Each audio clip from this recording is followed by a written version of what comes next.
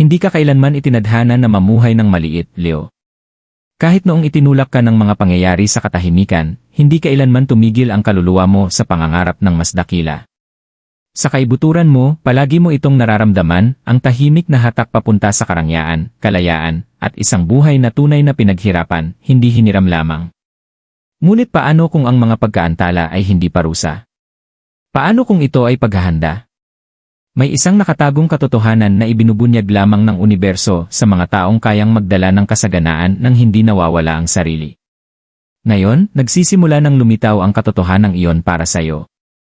Makinig kang mabuti, dahil ang mensaheng ito ay hindi basta-basta, tinatawag ka nitong bumalik sa buhay na noon pa man ay nakalaan na para sa iyo.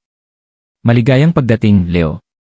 Dinatnan ka ng mensaheng ito sa sandaling ang iyong panloob na apoy ay tahimik na muling inaayon sa tunay mong layunin. Palagi mong dala ang puso ng isang leader, kahit noong hiniling ng buhay na ikaw ay maghintay, magtiis, at lumago sa katahimikan. Maaaring napagkamalan ng iba ang iyong pagtitiyaga bilang kahinaan, ngunit sa kaibuturan mo, alam mong hinuhubog ka para sa isang mas malaking kapalaran. Hindi ito basta isa na namang zodiac reading. Isa itong paalala kung sino ka kapag walang nakatingin, matatag, marangal, at itinadhana para sa higit pa sa simpleng pag-survive. Hindi minamadali ng universo ang isang Leo, inihahanda nito siya. Bawat pagkaantala, bawat saradong pinto, bawat aral ay bahagi ng mas malaking disenyo na layong gisingin ang iyong kamalayan. Manatili ka hanggang dulo ng mensaheng ito, dahil ang susunod na magbubukas ay hindi tungkol sa swerte, ito ay tungkol sa pagkakaayon, kapangyarihan, at sa wakas, ang pagpasok mo sa buhay na matagal nang naghihintay para sa iyo. Iyan itahimik ay pakikipaglaban ng isi. Sa paningin ng iba, ang Leo ay malakas, kumpiyansa, at hindi matitinag. Bitbit mo ang sarili mo ng may dangal, kahit paminsan ay tila gumuguho na ang lupang tinatapakan mo. Ang hindi nila nakikita ay ang tahimik na bigat na matagal mo nang pasan. Ang mga responsibilidad na tinanggap mo nang walang reklamo. Ang mga sakripisyong ginawa mo para hindi na maranasan ng iba. Ang mga pangarap na ipinagpaliban mo habang sinasabi sa sarili sa susunod.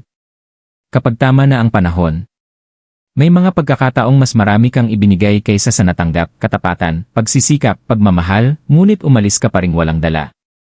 Ngumiti ka sa gitna ng pagkabigo, pinanatili mo ang dignidad sa kabila ng pagtanggi, at natutunan mong mabuhay ng walang palakpak. Para sa isang tanda na pinamumunuan ng araw, ang hindi mapansin ay parang pinakamalalim na sugat. Ngunit kinaya mo. Leo, ang pakikipaglaban mo ay hindi kailanman naging maingay. Hindi ka nakiusap sa universo. Hindi ka bumagsak sa harap ng madla. Sa halip, pinag-aralan mo ang sining ng pagdadala ng sakit ng may biyaya. Natutunan mo ang pagtitiyaga sa mundong nagbibigay gantimpala sa bilis. Natutunan mo ang pagpipigil sa sarili kahit gustong umatungal ng ego. At sa prosesong iyon, may isang pambihirang bagay na nangyari, lalong lumalim ang iyong lakas. Bawat pagkaantala ay sumubok sa iyong pananampalataya. Bawat hadlang ay nagtanong ng isa. Kaya mo pa bang maniwala sa kasaganaan, kahit wala kang nakikitang patunay sa paligid mo? At kahit sa mga araw na malakas ang bulong ng pagdududa, may bahagi sa iyo na tumangging sumuko.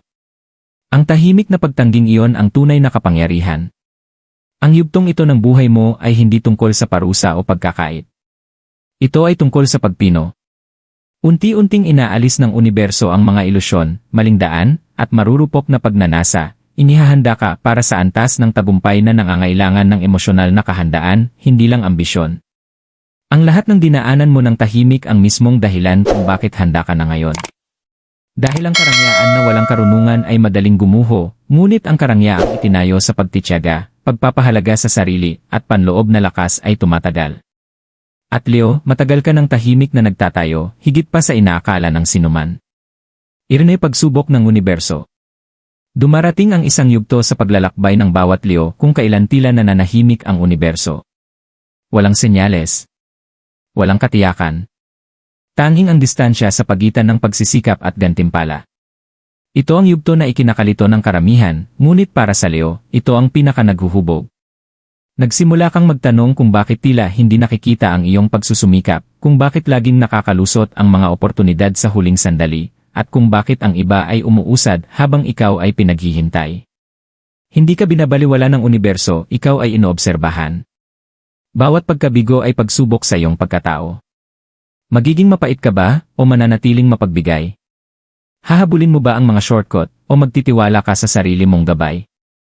Ipapaliit mo ba ang mga pangarap mo upang umangkop sa sitwasyon o iingatan mo sila ng tahimik hanggang sa dumating ang tamang panahon? Hindi kailanman binigkas ng malakas ang mga tanong na ito, ngunit sinasagot mo sila araw-araw sa pamamagitan ng iyong mga kilos. Hinarap mo ang mga sandaling lohikal na sumuko. Mga sandaling mas madali sanang ibaba ang pamantayan mo. Mga panahong ang pagsettle ay magdadala ng panandaliang ginhawa. Ngunit may isang bagay sa loob mo na tumutol. Hindi dahil sa kayabangan, kundi dahil alam mo ang iyong halaga. Kahit mabigat na ang korona, tumanggi kang ilapag ito sa marupok na pundasyon. Para sa Leo, ang universo ay sumusubok sa pamamagitan ng pagkaantala, hindi pagkakait. Dahil ang tunay na kasaganaan ay nangangailangan ng pagpipigil, emosyonal na talino, at kababaang loob, mga katangiang hindi minamadali. Hinuhubog ka upang makapaghawak ng yaman ng walang takot, kapangyarihan ng walang pagmamataas, at karangyaan ng hindi nawawala ang iyong kaluluwa. Ang pag-iisa na naramdaman mo ay sinadya. Pinilit ka nitong umasa sa sarili kaysa sa papuri ng iba. Pinatalas nito ang iyong intuisyon. Itinuro nito sa iyo na ang kumpiyansa ay hindi maingay, ito ay matatag. At dahan-dahan, nang walang anunsyo, nagsimulang magbago ang iyong enerhiya. Ang pagsubok na ito ay hindi kailanman nilayon na wasakin ka. Nilayon nitong ipakita kung kaya mong manatiling nakaayon sa mas mataas mong sarili kahit ipinagpapaliban ang gantimpala. At Leo, sa pananatili mong totoo, pumasa ka. Ang susunod na darating ay hindi kabayaran, ito ay pag-angat. Iyan ang sekreto ng marangyang buhay. Ang karangyaan, Leo, ay hindi kailanman nilalayong habulin. Ito ang lihim na hindi nauunawaan ng karamihan. Habang mas pinipilit nila itong abutin, lalo lamang itong lumalayo. Ngunit iba ang naging paglalakbay mo. Tinuruan kang maghintay, magmasid, at magmature, dahil ang tunay na karangyaan ay tumutugon lamang sa pagkakaayon, hindi sa desperasyon. Ang marangyang buhay na hinahangad mo ay hindi lang tungkol sa pera, ginhawa, o estado sa buhay. Nagsisimula ito sa isang panloob na pagbabago, sa sandaling tumigil ka sa pagpapatunay ng iyong halaga at sinimulan mo itong isabuhay. Ginagantimpalaan ng universo ang mga hindi na namamalimos ng pagpapatunay. At kamakailan, may isang banayad ngunit mahalagang pagbabago ang naganap sa loob mo. Tumigil ka sa pamimilit ng mga resulta. Tumigil ka sa pagpapaliwanag ng sarili mo. Tumigil ka sa pagliit ng sarili para lang magkasya sa mga espasyong hindi kailanman gumalang sa apoy mo. Dito nagsisimula ang kasaganaan. Ito ang lihim, ang karangyaan ay dumadaloy sa mga nagtitiwala sa tamang panahon. Kapag ang pagpapahalaga mo sa sarili ay hindi na matitinag, nagiging magnet ang iyong enerhiya. Nararamdaman ito ng mga oportunidad. Tumutugon dito ang mga tao. Lumalapit dito ang yaman. Hindi maingay, hindi biglaan, kundi tuloy-tuloy at may layunin. Tinuruan ka ng pagpipigil dahil ang karangyaan na walang disiplina ay nagiging kaguluhan. Naantala ka dahil ang kasaganaan na walang karunungan ay madaling gumuho. Nais ng universo na tiyakin na kapag dumating ang kasaganaan, mananatili ito. Na hindi ka matatakot na mawala ito. Na hindi ka magiging labis gumastos, emosyonal man o pinansyal. Na nauunawaan mo ang halaga na higit pa sa presyo. May isa pang katotohanang bihirang banggitin, pinapaboran ng karangyaan ang mga kayang mapag-isa ng hindi nakakaramdam ng kawalan. Natutunan mo ang pagiging independent. Natutunan mong makasama ang katahimikan. Natutunan mong lumikha ng katatagan mula sa loob. Ang mga aral na ito ay hindi aksidente, sila ay paghahanda. Ngayon, mas malinis na ang mga hangarin mo. Mas malinaw na ang mga layunin mo. Hindi mo na nais ang kasaganaan para magpakitang gilas, nais mo ito upang suportahan ang kalayaan, kapayapaan, at layunin. Ang pagbabagong ito ang lahat. Dahil kapag nag-mature ang iyong intensyon, bukas palad na tumutugon ang universo. Leo, hindi ka kailanman itinadhana na maghirap magpakailanman. Itinadhana kang umangat ng may elegansya. Ang sikreto ay hindi kailanman itinago sa iyo, ito ay tahimik na binubuo sa loob mo sa buong panahong ito. Iyan ay sandali ng pagbabago.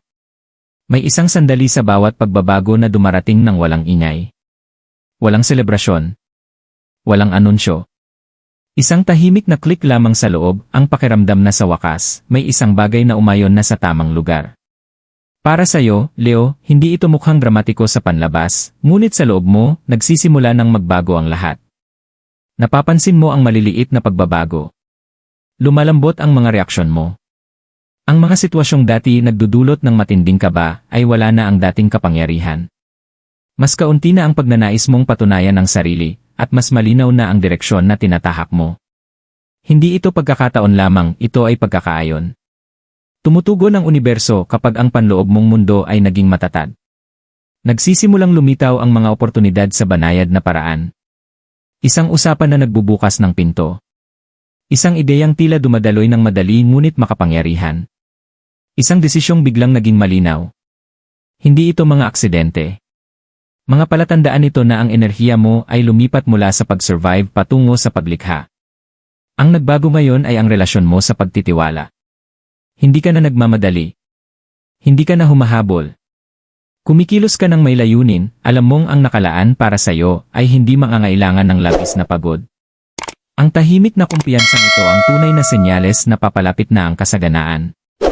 Nakikilala ng yaman ang pagiging handa. Maaaring may mga hamon pa ring darating, ngunit iba na ang pakiramdam. Hindi na nila niyayanig ang pagkakakilanlan mo. Natutunan mo na ang mga pagsubok ay mga pagsasaayos, hindi mga pagkabigo. Dahil dito, nagiging tuloy-tuloy ang iyong pag-unlad, hindi pa bago-bago. Ang sandali ng pagbabago ay kapag ang universo ay nagsisimulang makipagtulungan sa halip na sumubok. Nawawala ang pagtutol. Lumalakas ang daloy. Natatagpuan mo ang sarili mong gumagawa ng mga desisyong sumusuporta sa pangmatagalang katatagan, hindi lamang panandali ang ginhawa. Ganito binubuo ang pangmatagalang karangyaan, tahimik, matalino, at walang takot. Leo, hindi mo binago kung sino ka. Bumalik ka rito. Sa kumpiyansa, matatag, at may pagpapahalaga sa sarili na bersyon mo na hindi nangangailangan ng pahintulot upang umangat. At mula sa puntong ito, ang landas mo ay mas magaan, mas malinaw, at mas natural. Ang pagbabagong ito ang nagmamarka ng pagtatapos ng paghahanda at simula ng tunay na pagsasabuhay. Hindi ka na naghihintay sa kasaganaan. Ikaw ay nagiging uri ng taong pinipiling samahan ng kasaganaan. Iyan ay dapat gawin na yung susunod. Ngayong nagsimula na ang pagbabago, ang susunod na yugto ng paglalakbay mo ay nangangailangan ng kamalayan, hindi ng labis na pagsisikap. Dito nagkakamali ang marami, pinipilit nilang pabilisin ang galaw. Ngunit para sa iyo, Leo, ang susi ngayon ay pagpino. Binuksan na ng universo ang pinto, ang papel mo ay dumaan dito ng may linaw at paggalang sa sarili. Una, pangalagaan ang iyong enerhiya. Hindi lahat ay kailangang may access sa mga plano mo, emosyon mo, o sa susunod mong hakbang. Ang katahimikan ay hindi na depensa, isa na itong estratehiya. Obserbahan kung sino ang sumusuporta sa iyong paglago at kung sino ang unti-unting umuubos sa iyo. Nagsisimula ang karangyaan sa malinaw na hangganan. Ikalawa, magtiwala sa iyong intuition higit sa opinyon ng iba. Sapat na ang panahong ginugol mo sa pakikinig sa ingay. Hinasa ng mga pagsubok ang iyong pakiramdam at ngayon ay mas matalas ito kaysa dati. Kapag may bagay na hindi umaayon, umatras. Kapag may bagay na kalmado at matatag ang pakiramdam, umusad ka ng walang pag-aalinlangan. Sumunod, bitawan ang ugali ng labis na pagbibigay. Ang pagiging mapagbigay ay isa sa mga lakas mo, ngunit kailangan itong sabayan ng paggalang sa sarili. Hindi mo na kailangang ipagpalit ang sarili mo para sa pagmamahal, katapatan, o oportunidad. Gawin mong pamantayan ang pagbabalik, hindi na ang puro pagbibigay. Manatiling disiplinado sa iyong mga hangarin. Hindi lahat ng mukhang kaakit-akit ay nakahanay sa hinaharap mo. Piliin ang pag-unlad kaysa sa palakpakan. Piliin ang katatagan kaysa sa kaguluhan. Ang karangyaang nakalaan sa iyo ay pangmatagalan, hindi palabas at madaling gumuho. At higit sa lahat, maging consistent. Ang kasaganaan ay binubuo sa pamamagitan ng maliliit, ngunit may layuning hakbang na inuulit araw-araw. Hindi mo kailangan ng dramatikong pagbabago, kailangan mo ng tuloy-tuloy na pagkakaayon. Ganito nagiging hindi matinag ang kumpiyansa at nagiging maaasahan ang yaman. Leo, ang yugtong ito ay tungkol sa pagsasabuhay. Hindi ka na naghahanda para maging ibang tao. Kumikilos ka na bilang bersyon ng sarili mo na alam ang tunay na halaga niya. Kapag mula sa lugar na ito ka gumalaw, tumutugon ang universo ng may pakikipagtulungan, hindi pagtutol. Ang mga susunod mong hakbang ang magtatakda ng tono ng lahat ng darating. Maglakad ka pasulong ng may kalmadong katiyakan. Ang korona mo ay sakto, isuot mo na ito ng walang paliwanag. Leo, maglaan ka ng sandali upang kilalanin kung gaano nakalayo ang narating mo. Hindi sa mga nakikitang tagumpay, kundi sa panloob na lakas. Ang pagtitiyagang nahubog mo, ang mga hangganang natutunan mong itakda, at ang kumpiyansang tahimik mong binuo muli, ito ang mga pundasyon ng buhay na papasukan mo ngayon. Walang bahagi ng paglalakbay mo ang nagkataon lamang. Hindi ka kailanman itinadhana na habulin ang kasaganaan. Itinadhana kang maging taong ligtas panatilihan ng kasaganaan. Nagsimula na ang pagbabagong iyon. Unti-unti nang nawawala ang bersyon mo na nagdududa, nagmamadali, at nagtatanong ng sariling halaga. Sa lugar nito, naroon na ang isang taong matatag, may malinaw na layunin, at lubos na mulat sa tunay niyang halaga. Mula ngayon, hayaan mo ang sarili mong tumanggap. Hindi nang may takot. Hindi nang may guilt. Kundi nang may kalmadong pagtanggap. Hindi mo na kailangang ipaliwanag ang tagumpay mo o bigyang katwiran ang paglago mo. Ang anumang dumarating sa buhay mo ngayon ay dumarating dahil ikaw ay nakaayon, hindi dahil naghirap ka ng sapat para pagbayaran ito. Ulitin mo ito ng tahimik sa loob mo, pinagkakatiwalaan ko ang tamang panahon ko. Iginagalang ko ang aking halaga. Tinatanggap ko ang katatagan, ginhawa, at kalayaan sa aking buhay. Ang mga salitang ito ay hindi mga hiling, mga pagpapatibay ito ng kung sino ka na ngayon. Leo, ang enerhiya mo ay lumipat na mula sa pagtitiis patungo sa pagsasabuhay. Mula sa paghihintay patungo sa pagtanggap. Mula sa paghahanda patungo sa presensya. Pumasok ka sa kabanatang ito ng may biyaya. Hindi binabago ng karangyaan kung sino ka, inilalantad nito kung sino ka na noon pa man. Manatiling bukas. Manatiling nakatapak sa lupa. At higit sa lahat, manatiling tapat sa sarili mo. Ang buhay na minsan mong iniisip mula sa malayo ay hindi na malayo ngayon. Sinasalubong ka na nito kung nasaan ka man, handang magbukas ng natural, makapangyarihan, at pabor sa'yo.